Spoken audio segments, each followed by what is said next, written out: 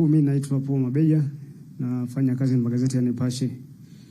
Wakati unatoa taarifa yako, kuna kitu uko umekigusia kuhusiana na kukua kwa deni la taifa. Ukasema zile fedha ambazo zinakopwa haziji kugawanwa kama njugu.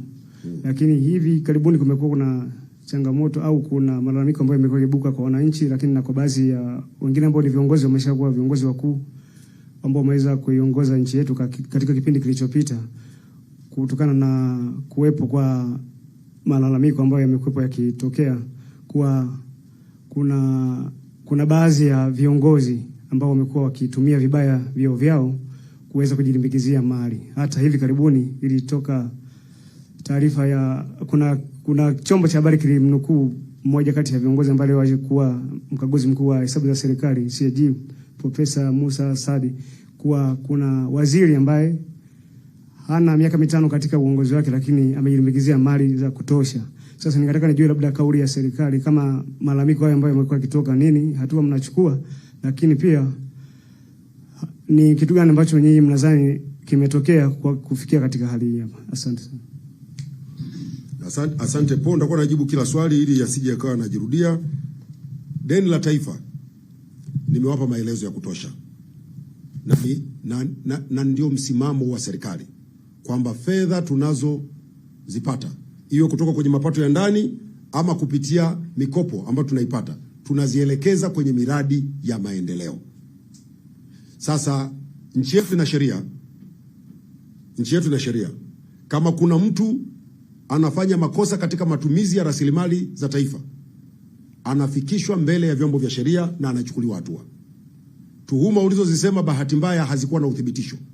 Kwa hiyo mtu yeyote, iwe huyo uliyemtaja ama yeyote mwenye ushahidi wa kiongozi yeyote wa serikali ama mtumishi yeyote wa serikali aliyefanya matumizi mabaya ya fedha za umma, taratibu zipo, toa taarifa, weka uthibitisho, hatua zinachukuliwa. Nchi hii sio banana republic kwamba mtu anaweza akawa anajivunjia sheria anabaki salama. Ukivunja sheria utachukuliwa hatua. Kwa kama kuna mtu katumia fedha za umma na ushahidi huyo mtaja kama anao ama mtu mwingine anao, fikisha kwenye vyombo vya kisheria, hatua zitachukuliwa. Hakuna kulemba maneno. Umefanya ufisadi, sheria zinakataza, umevunja sheria, utapelekwa mahakamani. Huo ndio msimamo wa serikali. Karibu. Asante msemaji. Naitwa Deo Kaji Makomba, natoka Deutsche Welle na Focus Tanzania TV1. Amenifilisi swali langu la kwanza, nilikuwa na maswali mawili lakini nimepata swali jingine. Kwa hiyo nitakuwa na maswali mawili. Mosi, tumesikia hivi karibuni kwanza rais akizungumza kuhusu matumizi kupunguza ndani ya serikali, ikiwemo matumizi ya magari mengi katika misafara, ikiwemo msafara wake mwenyewe. Bi Mkubwa akikiri kwamba anaanza mwenyewe. Imepita miezi kadhaa. Na hivi majuzi kabla ya kuhitimishwa bunge, wabunge walizungumza sana kuhusu serikali imekuwa ikiwa na matumizi makubwa, hususan magari ya kifahari, tunaona ma VXR na mengineyo. Na hapo umezungumza kwamba tunakopa fedha na tunaziona kweli zinaelekea katika ujenzi wa miradi ya kimaendeleo ambayo Watanzania wananufaika nayo kwa namna moja ama nyingine. Je, kama serikali alilolizungumza Bi Mkubwa, na mzungumzia Rais Samia Suluhu Hassan, na hapa karibuni viongozi wengine wakizungumzia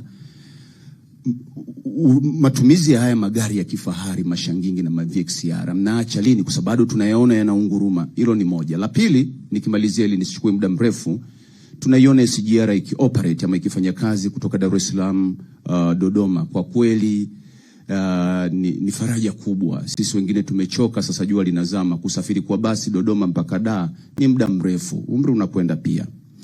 Lakini tumegundua kwamba SGR iliyopo hivi sasa labda kuna uwalakini ndani yake, na nitapenda majibu kutoka kwako. Mabewa ya kawaida ya hawa raia wa kawaida sisi ya shilingi 50,000 yanajaa. Maana yake demand ni kubwa. Raia wa kawaida wanataka kusafiri na SGR. Alafu haya mabewa mengine tunazungumza ndio yale ya kifahari, sijui Rakshale, sijui Royal, mnayajua nyie kategori zake. Ya bei za laki na kwenda juu. Yanakwenda Dar es Salaam yako empty. Huu ni utafiti nilioufanya. Na ukitaka kupata safari ya hiyo shilingi 50,000 kwa leo huwezi kupata mpaka ukate siku 4 before. Sasa swali langu la msingi, serikali inachukua juhudi gani za makusudi kuharakisha kuongeza mabehewa? Au kama haya yanayozungumzwa Royal yanakwenda empty, kwa nini yasibebe hawa raia wa ngazi ya chini ili uchumi uweze kwenda juu? Msigwa, naomba majibu yako tafadhali. Kwanza nitakupa tiketi moja ya Royal na wewe usafiri kama hujawahi kusafiria.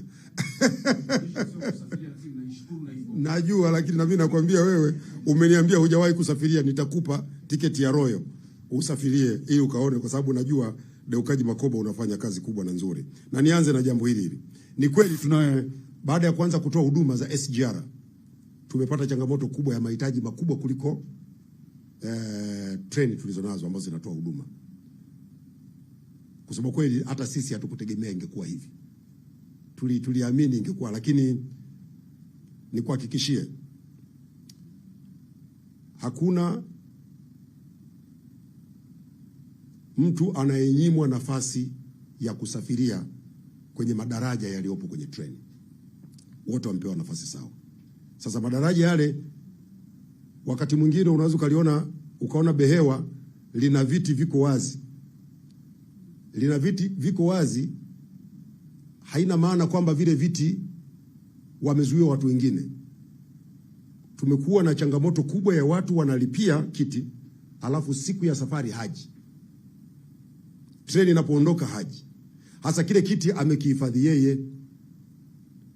Kwenye treni unakwenda mpaka muda wa mwisho kabisa uliowekwa, ndio hapo kile kiti kinaweza kikapewa mtu mwingine.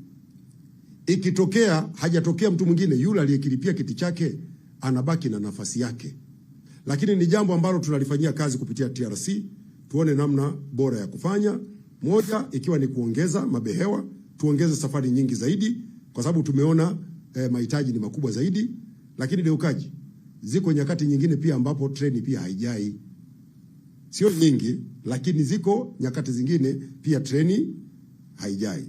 Lakini haya yote tunayangalia, na hili ulilolisema tunaliona kwa umuhimu mkubwa kwamba kuna ulazima wa kuongeza mabehewa ili Watanzania wengi waweze kupata nafasi ya kusafiri kupitia SGR. Na endeleeni kutumia SGR. Tumeanza, kadiri tunavyokwenda tutazidi kuboresha huduma yetu, tuongeze upatikanaji wa huduma, watu wapate hizo tiketi kwa urahisi zaidi. Umezungumza kuhusu kupunguza matumizi. Ni maelekezo ya serikali na utekelezaji wake umeanza.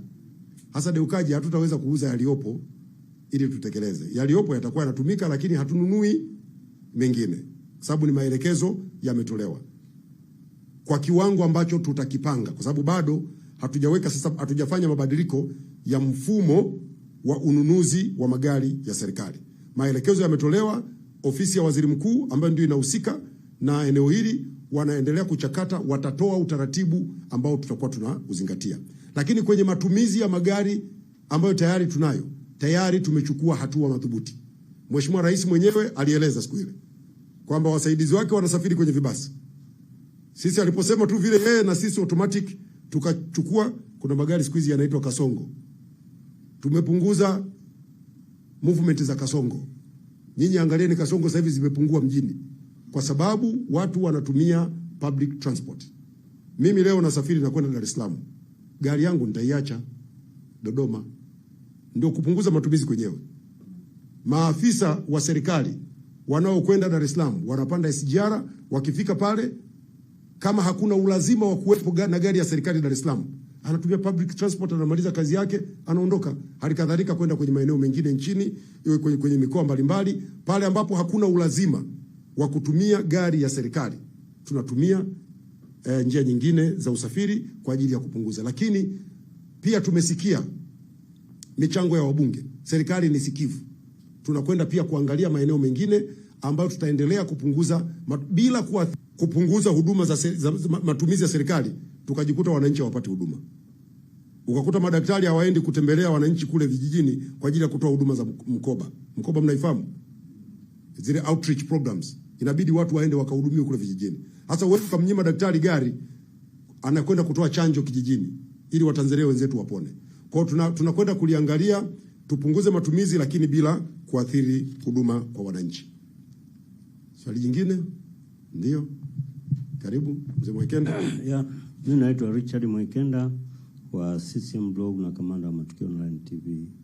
Umeeleza mpango mingi ya serikali, hongera sana, lakini mimi wasiwasi wangu ni kwa utekelezaji wa hiyo miradi mbalimbali ya maendeleo.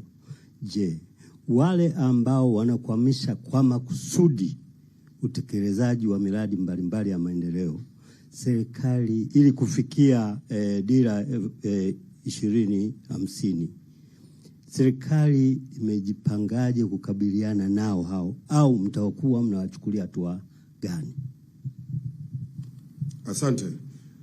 Asante Mwekenda. Utekelezaji wa miradi mbalimbali ya maendeleo tumejipangaje kuhakikisha hakuna mtu anayekwamisha? Umeuliza swali kubwa na la msingi sana. Katika utekelezaji wa hii mipango wanahitajika Watanzania, wanahitajika watendaji, wataalamu mbalimbali kwenye maeneo mbalimbali. Cha kwanza, serikali sasa hivi imewekeza katika mifumo ya kufuatilia utendaji wa watumishi wa serikali. Mnayeniona hapa na mkutano huu unaofanya ni sehemu ya majukumu ambayo yapo kwenye mfumo. Nisingefanya huu mkutano, nimetengeneza hoja ya ukaguzi. Kwa hiyo ofisi ya mkaguzi na mdhibiti mkuu wa hesabu za serikali wanafanya kazi yao. Tunayo ofisi ya mkaguzi wa ndani, lakini tunayo ofisi ya waziri mkuu ambao wana jukumu la ufuatiliaji wa utekelezaji wa ilani na mipango mbalimbali ya maendeleo. Ambaye atakwamisha kupitia kwenye mifumo anajulikana. Akijulikana, hatua zinachukuliwa.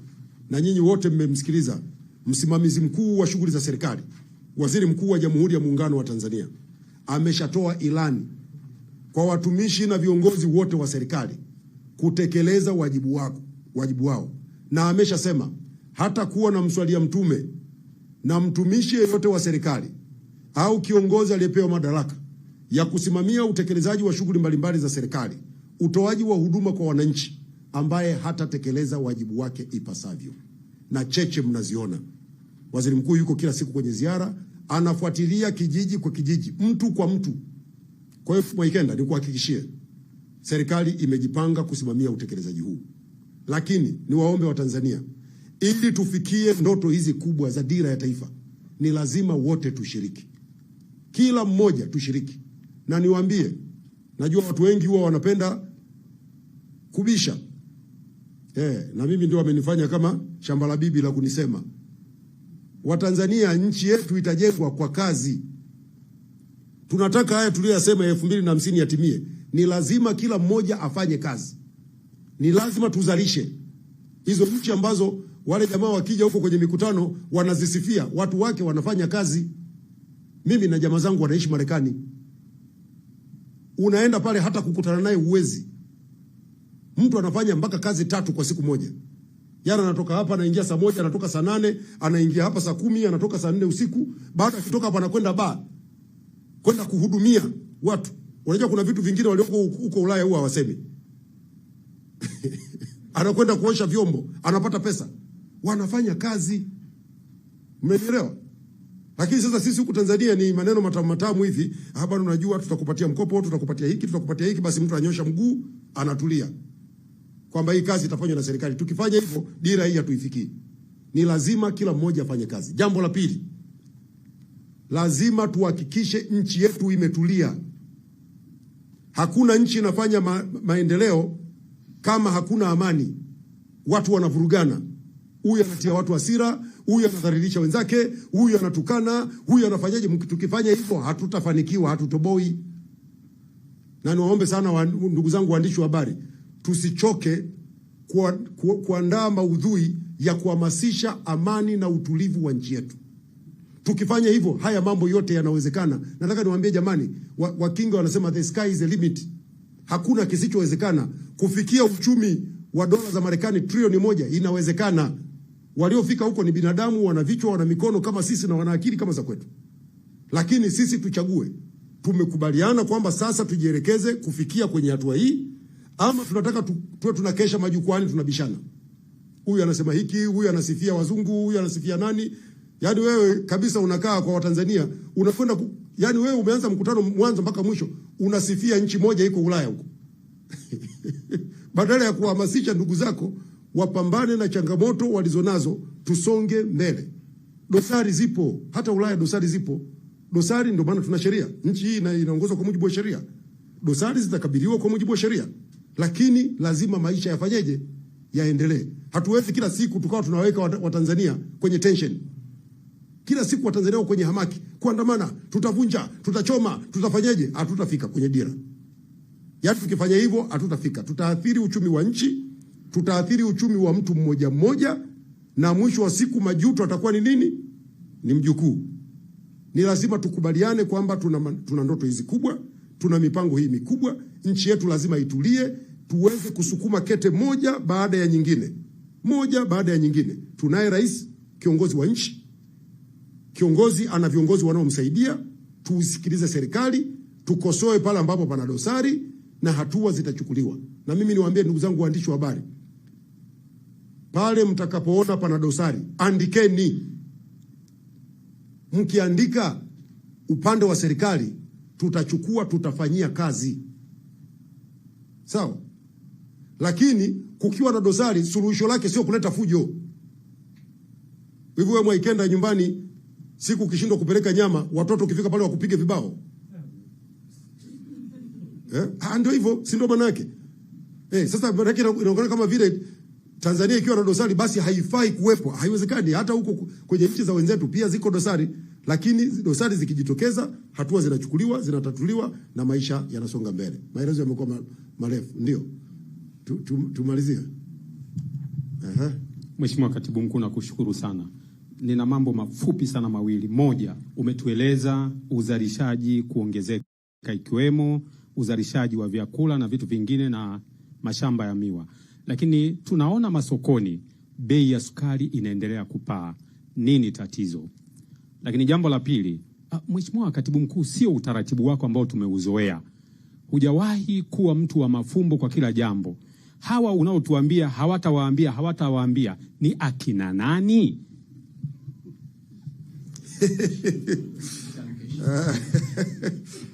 Hawa ambao hawatawaambia ni kina nani? Ni ambao sitawaambia.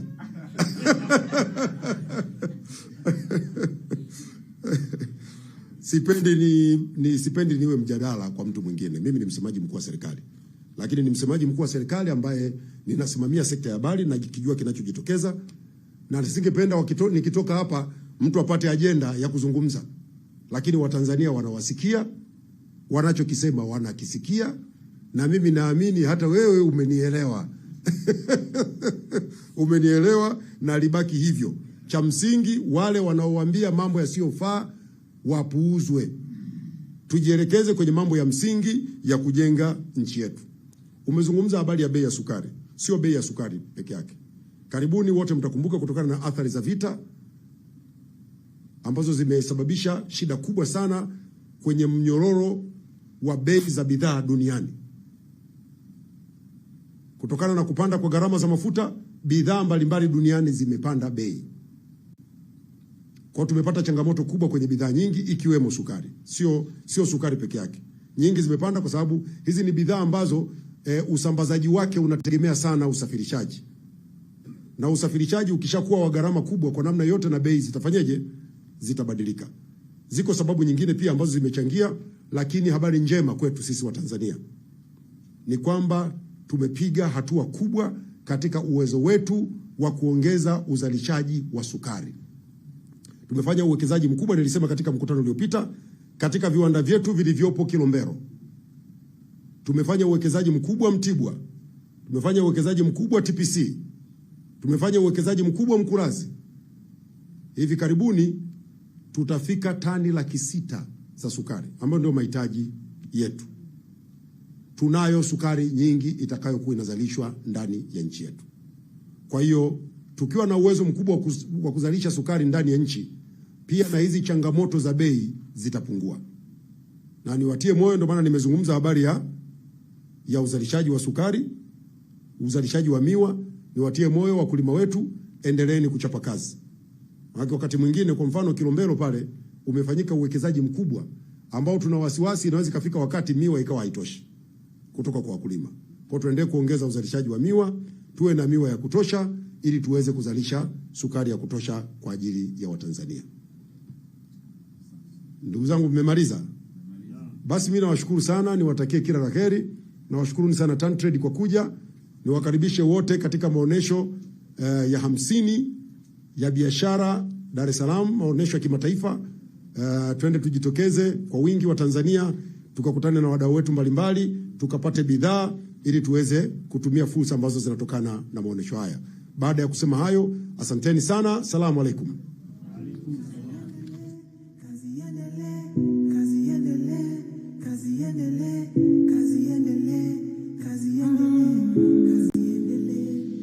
Mama